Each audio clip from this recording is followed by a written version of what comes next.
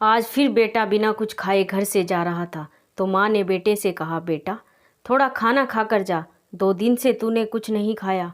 तो बेटे ने कहा, देख मम्मी, मैंने मेरी 12वीं बोर्ड की परीक्षा के बाद सेकंड हैंड बाइक मांगी थी और पापा ने प्रॉमिस किया था कि ज़रूर लेकर देंगे। आज मेरा आखिरी पेपर है, दीदी को कह देना कि जैसे ही मैं परीक्षा देकर बाहर आऊँगा तब पैसे लेकर बाहर खड़ी रहे। मेरे दोस्त की पुरानी बाइक आज ही मुझे लेनी है और हाँ, यदि दीदी वहाँ पैसे लेकर नहीं आई तो मैं घर वापस नहीं आऊँगा। एक गरीब घर में बेटे मोहन की जिद और माता की लाचारी आमने सामने टकरा रही थी। माँ ने कहा, बेटा तेरे पापा तुझे बाइक लेकर देने ही वाले थे, लेकिन पिछले महीने हुए एक्सीडेंट। माँ अपनी बात पूरी कर पाती उसके पहले मोहन बोला, मैं कुछ नहीं जानता, मुझे तो बाइक चाहिए ही चाहिए।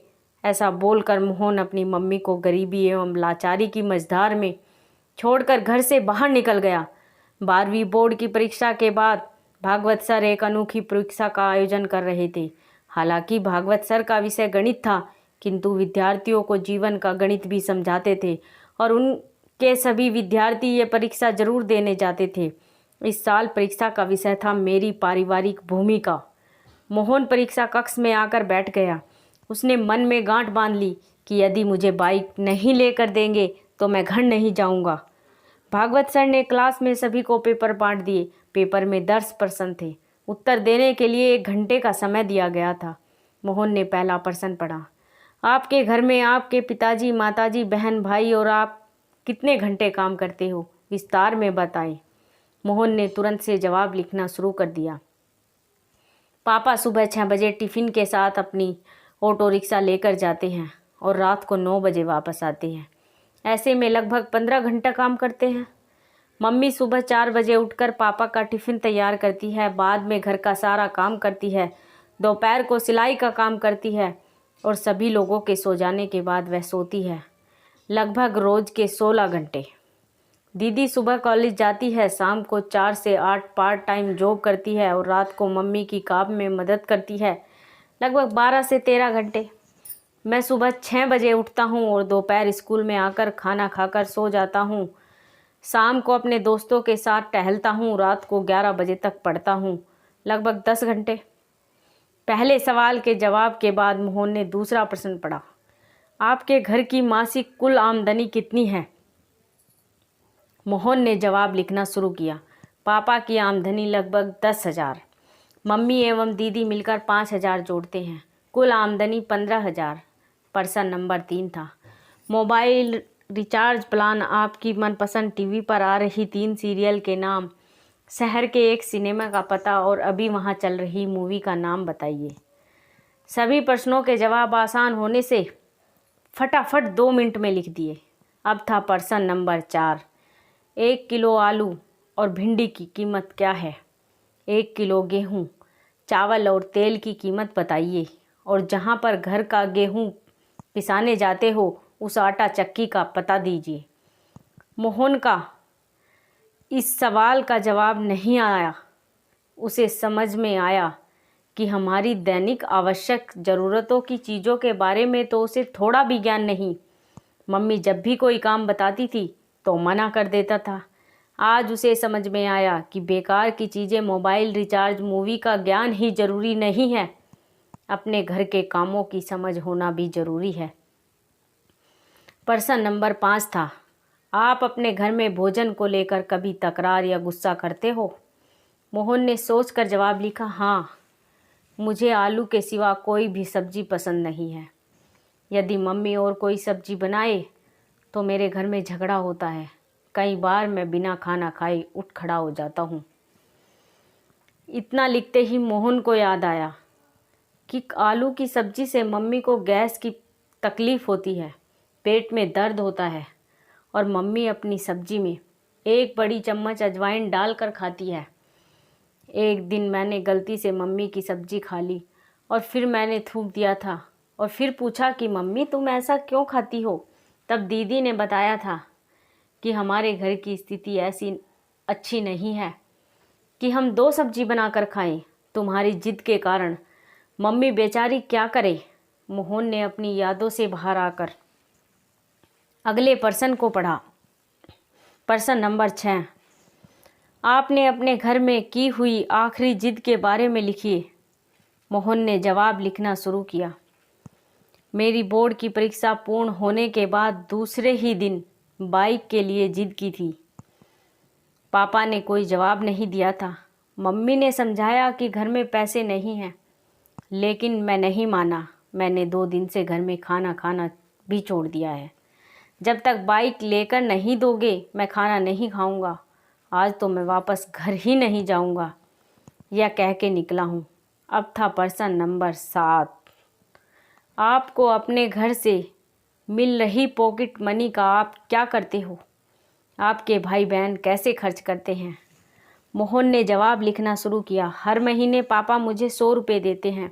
उसमें से मैं मनपसंद परफ्यूम, गॉगल्स लेता हूँ या अपने दोस्तों के साथ छोटी मोटी पार्टियों में खर्च करता हूँ। मेरी दीदी को भी पापा 100 रुपये देते हैं। वो खुद कमाती है और पगार के पैसे से मम्मी को आर्थिक मदद करती है। हाँ, उसको दिए गए पॉकेट मनी को वो गुल्लक में डालकर बचत करती है। उसके किसी प्रकार के कोई शौक नहीं, क्योंकि वो कंजूस भी है। प्रश्न नंबर 8, आप अपनी खुद की पारिवारिक जिम्मेदारी को समझते हो? प्रश्न अटपटा और मुश्किल होने के बाद भी मोहन ने जवाब लिखना शुरू किया। परिवार के साथ जुड़े रहना चाहिए, एक दूसरे के प्रति समझदारी से व्यवहार करना चाहिए, एक दूसरे की मदद करनी चाहिए और ऐसे अपनी जिम्मेदारी निभानी चाहिए।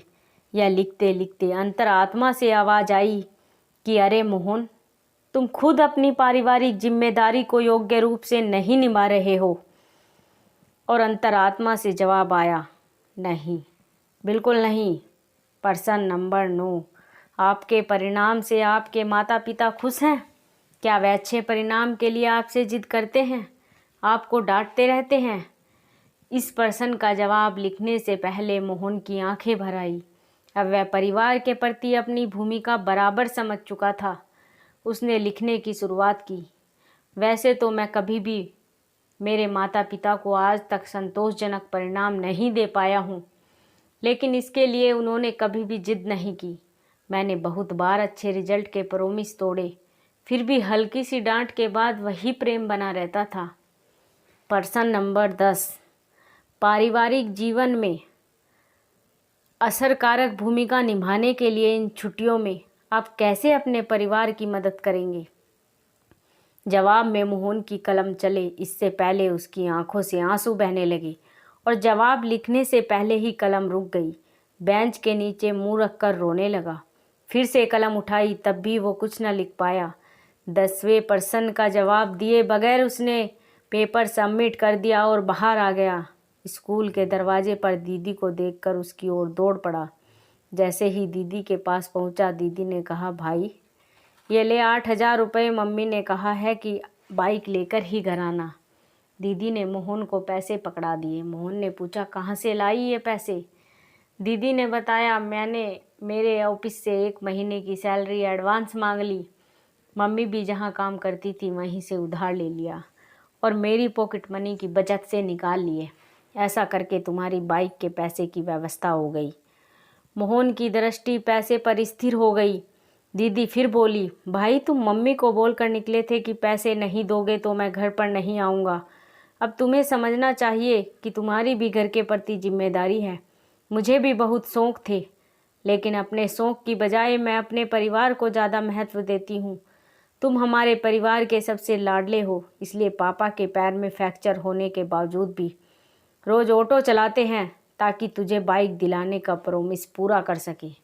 बाकी तुमने तो अनेकों बार अपने प्रॉमिस तोड़े ही हैं ना। मोहन के हाथ में पैसे थमाकर दीदी घर की ओर चल निकली।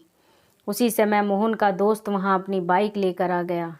अच्छे से चमका कर लाया था। दोस्त ने कहा, ले मोहन, आज से ये बाइक तुम्हारी। सब 12,000 में मांग रहे हैं, मगर तुम्हारे लिए 8,000 में। मोहन बाइक की ओर एकटक देख रहा था और थोड़ी देर के बाद बोला, दोस्त तुम अपनी बाइक उस 12,000 वाले को ही दे देना। मेरे पास पैसे की व्यवस्था नहीं हो पाई और होने की संभावना भी नहीं है। और वो सीधा भागवत सर के कैबिन में जा पहुंचा। भागवत सर ने मोहन की ओर देखकर पूछा, अरे मोहन, कैसा लिखा है पेपर में? मोहन बोला, सर, यह कोई पेपर नहीं था, यह तो मेरे जीवन के लिए दिशा निर्देश था। मैंने एक प्रश्न का जवाब छोड़ दिया है, किंतु ये जवाब लिखकर नहीं, अपने जीवन की जवाबदेही निभा कर दूंगा।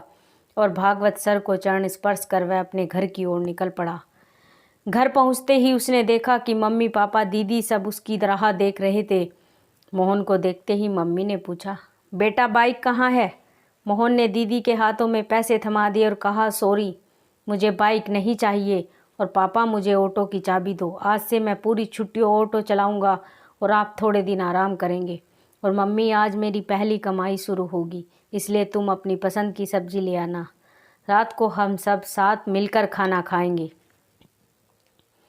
मोहन के स्वभाव में आए परिवर्तन को देखकर मम्मी ने उसको गले लगा लिया और कहा, बेटा, सुबह जो कहकर तुम गए थे वो बात मैंने तुम्हारे पापा को बताई थी और इसलिए वो दुखी हो गए। काम छोड़कर वापस घर आ गए। भले ही मुझे पेट में दर्द होता हो, लेकिन आज तो मैं तेरी पसंद की सब्जी बनाऊंगी। मोहन ने कहा, नहीं मम्मी, अब मैं समझ गया हूँ कि मेरे घर परिवार में मेरी भूमिका क्या है। मैं रात को आपकी पसंद की सब्जी ही खाऊंगा। परीक्षा में मैंने आखिरी जवाब नहीं लिखा, वह प्रैक्टिकल करके दिखाना है। और हाँ मम्मी, हम गेहूं को पिसाने कहाँ जाते हैं, उस आटा चक्की का नाम और पता भी मुझे दे दो। उसी समय भागवत सर ने घर में प्रवेश किया और बोले, वाह मोहन, जो जवाब तुमने लिखकर नहीं दिए वे प्रैक्टिकल जीवन जी कर दोगे। मोहन भागवत सर को देखकर आश्चर्यचकित हो गया और बोला, सर आप और यहाँ? भागवत सर बोले, मुझे मिलकर तुम चले गए, उसके बाद मैंने तुम्हारा पेपर पढ़ा, इसलिए तुम्हारे घर की ओर निकल पड़ा। मैं बहुत देर से तुम्हारे अंदर आए परिवर्तन को सुन रहा था। मेरी अनोखी परीक्षा सफल रही और इस परीक्षा में तुम्हारा पहला नंबर पाया है। ऐसा बोलकर भागवत सर ने मोहन के सर पर हाथ रखा। मोहन ने तुरंत ही भागवत सर के पैर छुए और ऑटो रिक्शा चलाने के लिए निकल पड़ा। आशा करती हूँ कि आपको यह कहानी पसंद आई होगी। कहानी पसंद आई हो तो चैनल को लाइक और शेयर करना न भूलें। चैनल पर नए हो तो चैनल को सब्सक्राइब जरूर करें। धन्यवाद।